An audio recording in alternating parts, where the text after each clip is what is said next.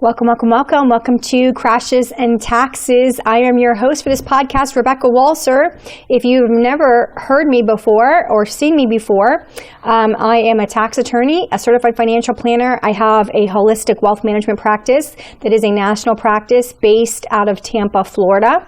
And I am the author of Wealth Unbroken, a #1 bestseller on Amazon in the financial category, as well as a media contributor for Fox News, Fox Business, Yahoo Finance, TD Ameritrade, Cheddar, many others. And so if you're listening to this podcast, if I'm your workout partner, I'm glad to be with you. I hope you're doing great on your workout. And if you are watching us, we are doing a video on the podcast. I do this every week from the office.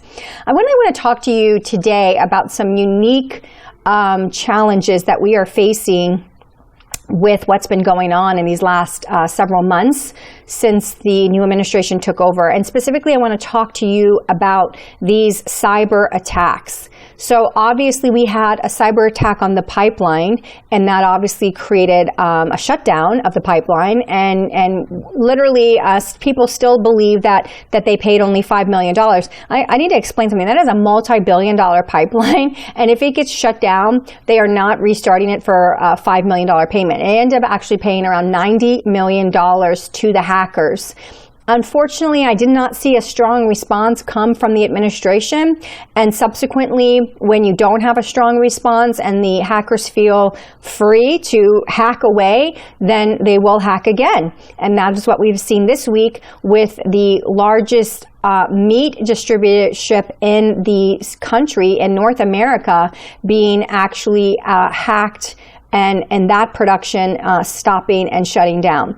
And so what we are looking at now is kind of this new evolution of additional costs. And so I want to break this down to you personally and what you should personally potentially be doing to protect yourself from unnecessary expenses, as well as what do we need to do as a society, and where is this going to really end up, and what is it going to cost us? So the first thing I want to talk to you about is obviously your opportunities to personally deal with hacking, and what are the opportunities, what's out there. And so I personally have had probably for oh my gosh, I don't even know, maybe 10 years now at least, I have had identity theft protection. The main one that you know, if you look up the top 10, you're going to see the top 3. The one that everyone really knows is LifeLock. It's got a rating of a 9.8. It's got an exceptional rating on a top 10 review of all of the ones. And you know, that LifeLock is going to be fine. I personally use Identity Guard. Identity Guard I have found works really well with me. It's got a rating of a 9.9, and that is the system that I use. It also is powered by the IBM Watson artificial intelligence computer, and it gives me alerts that are actually quite insightful. So I use Identity Guard personally, but feel free to use whatever. Maybe you don't have one right now. This is an expense that I think if you have assets and you have income, that this is an expense that is worth actually taking on, because we're starting to see a proliferation. At my practice, we have cyber insurance now, cyber attack insurance policies. So what's happening is we have a new administration. We have Russia. If we look at the tone of Putin's statements towards this administration, even this week, we see a level of disregard and discounting of this administration that we did not see with the Trump administration. And that could be because this administration did not respond strongly to the original hack of the pipeline. In fact, they really basically said it was a private problem. And we see still this administration after the meat hack this week stating that this is a private problem. And yes, it absolutely is a corporate private problem that they have to deal with. But obviously our government as a country deals with these types of attacks as acts of war, terrorist attacks. When you have an interruption to the largest meat processing plant in North America, we're talking about food shortages. We're talking about massive price implications. I mean, the price of meat has gone up just alone from this attack, even though I understand that the plant is getting things back online. So corporations are being told by this administration that they need to have cyber policies in place, protections in place. I'm suggesting through this podcast that they need to have cyber attack insurance policies in place like I do for my firm. Because you can have the best laid plans. You can have the most sophisticated worldwide, IT developers. But there are people around the world whose sole job it is to figure out how to break into your system. And when you have people that have that kind of sole purpose, systems do have loopholes that are exploitable. And this is why an insurance policy for any business or against cyber attacks does make a lot of sense right now.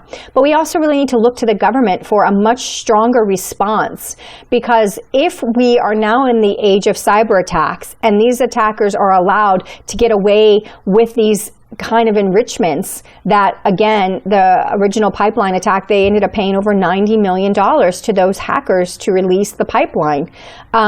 This is a problem. This is going to give us inflation in prices just because things are going to cost so much more because they're subject to hacking. It reminds me of really what happened with the storm in the winter when we saw the Texas electrical grid be just completely overwhelmed with the snow that they just don't normally get. This is kind of an analogy. We have aging, failing infrastructure that we have not maintained and kept up, and now we have new threats for it. This is just the newest attack on the wealth of America, the institutions of America, the corporations of America, and really the American people. So this is the new thing that's coming. And how it's going to impact our finances is it will inflate industries to astronomically high prices. If the cost of a $90 million payoff to a hacker is passed down to the consumer, we're going to have inflationary pressure on prices just from hacking alone. So we're really looking now for this administration to come out with some serious language treating such attacks as acts of war, terrorism on our corporations, on our American soil, that will be treated accordingly. Because these hackers are after money and disruption, but they want to get paid. The second they start getting treated like criminals, we might see some changes. Obviously, we need a cooperation with governments around the world in order to track exactly who these people are. And for that, we need international support of this administration.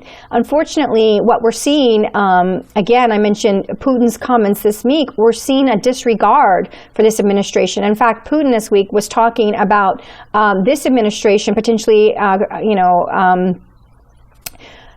having some human rights violations from the fact that some of the January 6th protesters apparently are still sitting in jail. So you have Vladimir Putin addressing Joe Biden, saying that this administration might be guilty of human rights violations. I'm not seeing the level of respect and that we need to have in an adversary or an ally that Russia is. What are they? Are they adversarial to us? Is Putin adversarial to this administration and our country? Or are they just disrespectful of this administration, but overall still respectful to America? We don't know. This is to be developed. For the first time, Putin and Biden will be meeting, I believe, on June the 14th, I believe is the date, but I know it's within about 2 weeks from now. So I'm not exactly sure of the date. But the point is, this administration has come out and said through their spokesperson that they will deal with these attacks in a couple of weeks. But we could have 3 more industries attacked in the next couple of weeks. So this is not what we need. We need a strong, systemically agreed to response from the United States government that the full weight of our military and our investigative bureaus will be used against any hackers worldwide that think that they will come against our institutions and our industries, our corporations. And we as a country need to stand together on this. This is not political. These are our corporations. These are our ways of getting our food, of getting our energy that are being attacked. And we cannot accept it and stand for it. We cannot be held hostage to live our lives in our own country. So on a personal note, definitely consider that cyber attacks are a new threat, and that you personally need to be protected against having your identity stolen, hacked, theft. That can ruin your financial records. That can ruin your credit. It can do a lot of things. So Identity Guard, LifeLock, Norton also has a system. And there's a few others that have these types of systems that I'm not going to go into, because I think that you have enough with the first top three. And it's really something that is worth spending so that you have the peace of mind that anytime anything happens with your credit, you're automatically alerted and you can deal with it immediately. A lot of times these people rely on the fact that they can charge a credit card and it's not known right away. So alerts that'll keep you informed with what's going on with your accounts are so invaluable, because they all know before you'll ever know. Because obviously people aren't pulling their credit report maybe every single month. And then the other thing I would really, really advise, if you're a business owner or of any kind, cyber attack insurance against your business is something that is now business necessity, and it is like anything else. It is something that is going to be required for the foreseeable future. Let's come together, though, as a country. Let's not make this political. Let's not make this right, left, blue, red. Let's come together as a country and call this new threat around the world for what it is. These are really terrorist acts that are designed to implement and to obstruct and interfere with our way of life in America, our energy supply, our food supply, and we cannot accept it. This is terrorism through private business that affects all of us. And if we start to accept it as normal and we don't stand up against it through our military, through our investigative bureaus, the FBI, the CIA, the NSA, all of these groups that we have, which there are at least 8 different intelligence agencies that should absolutely be making this a top priority, then we're going to have some issues, and we're going to start to see a lot of price inflation in different industries that are getting hacked. And that's not fair. The American public should not bear the cost of these burdens. And this administration this week has come out, and I believe Joe Biden was at some event where he announced that the intelligence communities found that the highest risk right now is white supremacy. And I don't know what data the intelligence agencies are or are not using, but I am not aware of white supremacy shutting down our energy supply, our food supply. I think that this is, more of us trying to race bait us to hate each other, and divided we will fail.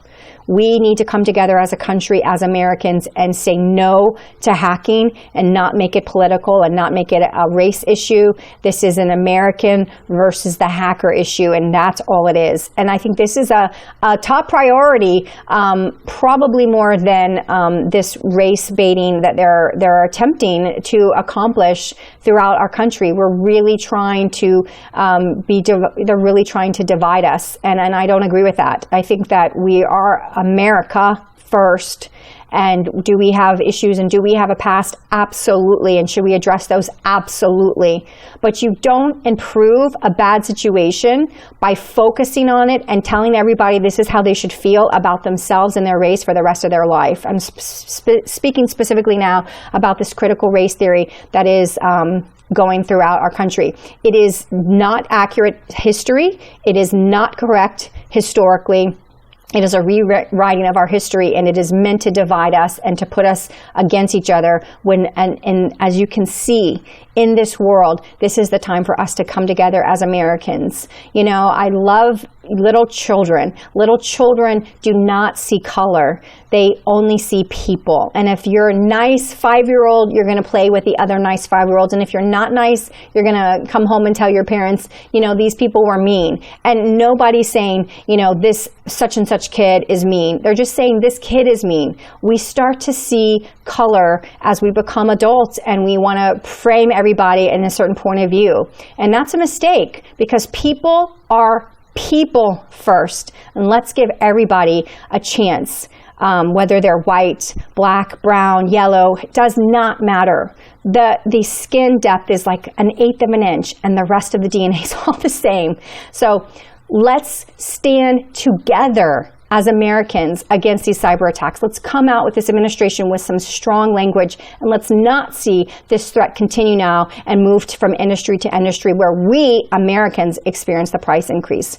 So I am Rebecca Walser with you for a very unique, interesting Crashes and Taxes, talking about how the market and the financial system is going to be disrupted by these new cyber attacks that we're experiencing in the first couple of months here of this Joe Biden administration. And we really need to come together as America and stand against it. And it needs to be a high priority for our government, not necessarily the other things that they're focused on right now. Thank you all. I'll see you again next week. Take care.